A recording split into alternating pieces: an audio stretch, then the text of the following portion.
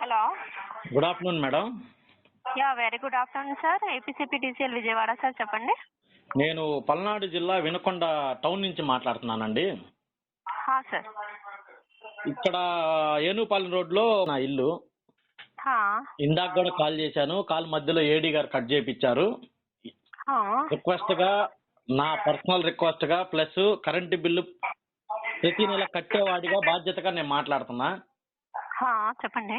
నా ఇంట్లో కరెంటు తీసేశారు. దీనికి కారణం కూడా చెప్తాను. చెప్పండి. పక్కన నాకు సంబంధించిన ఏరియాలో నా ఇంటి వెనక 2వ లైనో 3వ లైనో 4వ లైనో వగేరా వగేరా అదర్ లైన్స్ ఈ లైన్ బేస్ లో కలెక్షన్ ఉన్నాయి. వాళ్ళలో ఎవరో 80 కుటుంబాలు కట్టలేదంట. దీన్ని వసూలు చేసుకోవాల్సిన బాధ్యత కరెంటు ఉద్యోగస్తులది.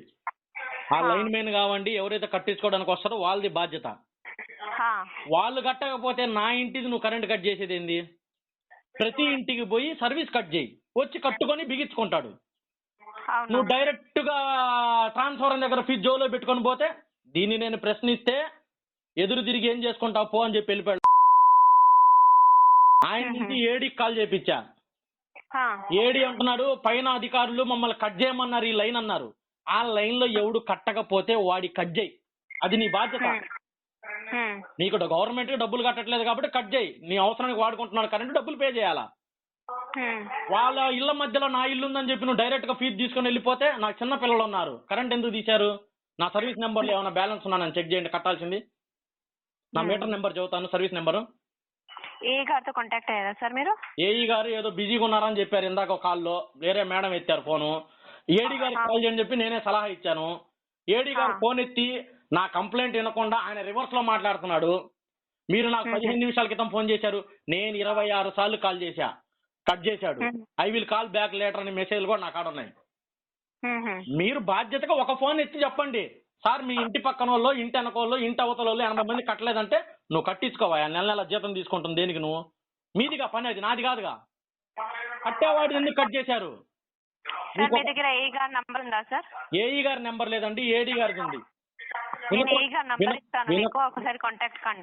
ఏఈ గారు మీటింగ్ లో ఉన్నారని ఫోన్ కట్ చేస్తున్నారు మేడం. ఎంత తూచేవారా మేడం, ఇది మొదటిసారి కాదు, ఇవాళ కడుపులో మండి నేను చేస్తున్నా. ఇప్పుడు ఆ లైన్ మ్యాన్ అనేవాడు ఎవడైతే 80 ఇల్లు ఇవ్వలేదో వాళ్ళ ఇంటికి పోయి సర్వీస్ కట్ చేయి. నువ్వు మొత్తం ఏకంగా 16-15 లైన్లు నువ్వు కరెంట్ కట్ చేసి వెళ్ళిపోతే ఇది తీసుకొని వెళ్ళిపోతే ట్రాన్స్ఫారం కాడ చిన్న పిల్లలు నేను బాధ్యతగా నాకు బాధగా ఉంది కరెంట్ బిల్ కట్టి కరెంట్ లేకపోతే. 1 మినిట్ సార్, 1 మినిట్ సార్. ఇది ఏపీసీపీడీసీఏ కాల్ సెంటర్ సార్. ఇది ఇన్ఫర్మేషన్ ఇవ్వడానికి ఉంటది సార్. మీ కంప్లైంట్ తీసుకొని నేను ఫార్వర్డ్ చేస్తా గానీ అదే ఏఈ గారి నంబర్ అయినా ఏడీ గారైనా కాంటాక్ట్ చేసి మీతో మాట్లాడిపిస్తాం గానీ ఆ మాట్లాడించండి. మా నెంబర్ ఎట్టాగెత్తట్లేదు, మీ కంపెనీ నెంబర్ నుంచి అయినా పోయి కంప్లైంట్ అని వెళ్ళిద్దాం, మాట్లాడించండి, నేను లైన్ లో ఉంటా. ఓకే సరే. చెప్పండి. పెళ్లికి పోయాడు, సచ్చినోడు ఇంటికి పోయాడు, ఈ వద్దు ఆన్సర్, నాకు ఆన్సర్ కావాలి. కరెంట్ ఎందుకు తీసేశారు నా ఇంట్లో? సరే సార్, ఒకసారి సర్వీస్ నెంబర్ చెప్పండి సార్. సర్వీస్ నెంబర్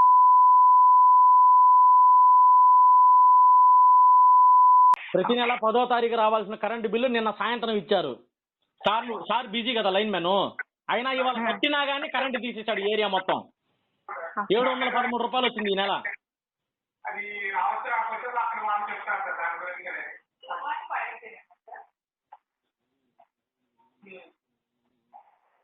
కలపండి మేడం, మా నెంబర్లు ఎట్టాగా ఎత్తారు మహానుభావులు, మీ నెంబర్ నుంచి అయినా ఎత్తుతారు. ఓకే సార్, లైన్ లో ఉండండి. ఉంటాను మేడం, ఖచ్చితంగా ఉంటా.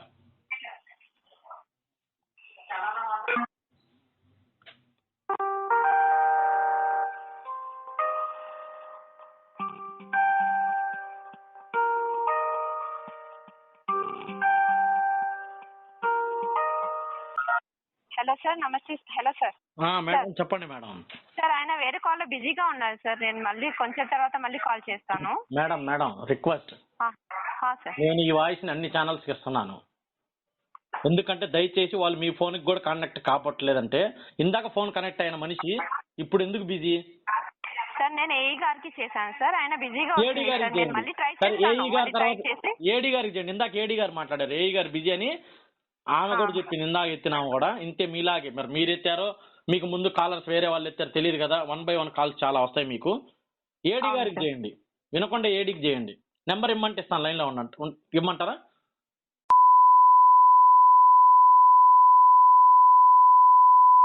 మా నెంబర్లు ఎట్లా వీళ్ళు ఎత్తారు, మీ నుంచైనా చేయించుకొని కంప్లైంట్ చేపిద్దాం. Okay. Um.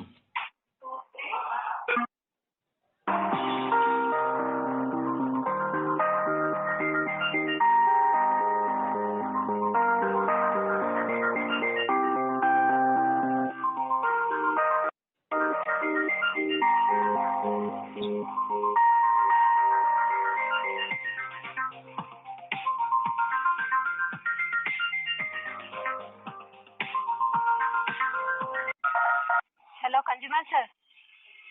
Hello hello sir, madam. Line బిజీగా వస్తుంది సార్. ఎందుకు మేడం ఆ లైన్ బిజీ? రూమ్ లోనే ఉన్నాడు సార్ కదా. మీటింగ్ లో ఉండొచ్చు సార్ వాళ్ళు. లేదు, వేరే రూమ్ లో మీటింగ్. ఉన్నాడు. మీ నెంబర్ ఉంటే చెప్పండి, పర్సనల్ వీడియో పెడతాను తీసి. సార్ నేను మళ్ళీ కాల్ చేసి వాళ్ళకి ఇన్ఫార్మ్ చేస్తాను సార్. మేడం గారు దయచేసి ఒక కామన్ మ్యాన్ గా కరెంటు బిల్లు కట్టే వాళ్ళ మాట్లాడుతున్నా. ప్రతి నెల నేను ఆపను. ఒకవేళ ఆపిన 2వ నెలైనా కష్టపడో ఇష్టంగా ఎక్కువ వేసినా తక్కువ వేసినా కట్టుకున్నా. సార్ మీరు చెప్పింది నాకు అర్థమైంది సార్. నాకు అక్కడ ఏదో ఒక నా బాధ ప్రాబ్లం ఏనండి, ఉంటుంది. నా బాధ వినాలా మీరు? 2 నిమిషాలు వినలేరా? చెప్పండి సార్. నాకు చిన్న పిల్లలు ఉన్నారు, నాకు ఇబ్బంది. ఎవడో ఇంటెనకోడు ఇంటవతలోడు కట్టలేదని డైరెక్ట్ గా ఫీజు తీసుకెళ్ళడం తప్పు. దానికి ఏడీ గారు సహకరించడం ఇంకా పెద్ద తప్పు. దీనికి తోడు ఏఈ గారు వేరే మీటింగ్ లో ఉన్నా ఆ మీటింగ్ లో ఉన్నా అంటాం ఇంకా పెద్ద తప్పు. నేను కరెంటు బిల్లు మీకు బాకీ ఉంటే నేనే సహకరిస్తా, తీసుకెళ్ళండి అయ్యా అని. కట్ చేయండి అయ్యా అంట. నాకు ఇమీడియట్లీగా కరెంట్ రావాలా, నేను కరెంటు బిల్లు కట్టినోడిని. నేనేం దొంగ సర్వీసులు వాడట్లేదు. ఇక్కడ లోకల్ ఏదైనా పార్టీ వాళ్ళు ప్రెజర్ పెట్టి గతంలో కూడా 4-5 సార్లు తీసి ఒకసారి 2 నెలలు ఇవ్వాల. అయినా ఇక్కడే కష్టంగా ఇష్టంగా ఉన్నాం. సొంత ఇల్లు ఎవడు వదిలిపెట్టుకొని వెళ్ళలేడు. ఇక్కడ ఏదో వైసీపీ ప్రభుత్వ ఎమ్మెల్యేలు ఫోన్ చేశారని చెప్పి లేదా వాళ్ళకి భయపడి కట్టేవాడిది కూడా తీసేస్తే ఏంది మేడం అది అరాచకం? నాకు కరెంట్ కావాలా? సమస్య ఎప్పుడు తీరుస్తారు? సార్ మీరు చెప్పింది నాకు అర్థమైంది. నేను పై అధికారికి మీ కంప్లైంట్ ఇన్ఫార్మ్ చేస్తాను సార్. కంపల్సరీ ఇన్ఫార్మ్ చేస్తాను. ఓకే. నాకు ఈ సమస్య క్లియర్ కావాలా? మళ్ళీ నేను ఎప్పుడు కాల్ చేయొచ్చు మీకు? సార్ నేను కంప్లైంట్ ముందు ఇన్ఫార్మ్ చేయండి సార్, తర్వాత నేనే కాల్ బ్యాక్ చేస్తాను. మీ నెంబర్ నా దగ్గర ఉంది కదా మేడం. ఇవాళ ఇద్దా లేదంటే ఇంకా దాన్ని వదిలేస్తారా? మీరు చేస్తారా నమ్మకం? సార్ ఫస్ట్ ఇన్ఫర్మేషన్ తీసుకోండి సార్, ప్రాబ్లం ఏంటో కనుక్కోండి, తర్వాత నా సైడ్ నుంచి ప్రాబ్లం ఉంటే నా ఇంటి సర్వీస్ తీయండి నేనే అదే ఒప్పుకుంటున్నా. సార్ మీ ప్రాబ్లం నాకు అర్థమైంది. అక్కడ వేరే ప్రాబ్లం కూడా ఎవరిదో కావాలి లేదని చెప్పి ఈ ఫీజు తీసుకొని పోయేది ఏంది మొత్తం ఇళ్ళ కలిపి? సార్. నేను చూస్తాను సార్. ఓకే. అది వాళ్ళ బాధ్యతగా వాళ్ళ ఇంటి 80 ఇళ్ళు అయితే 80 సార్లు తిరుగు కట్ చేయి, తప్పు లేదు.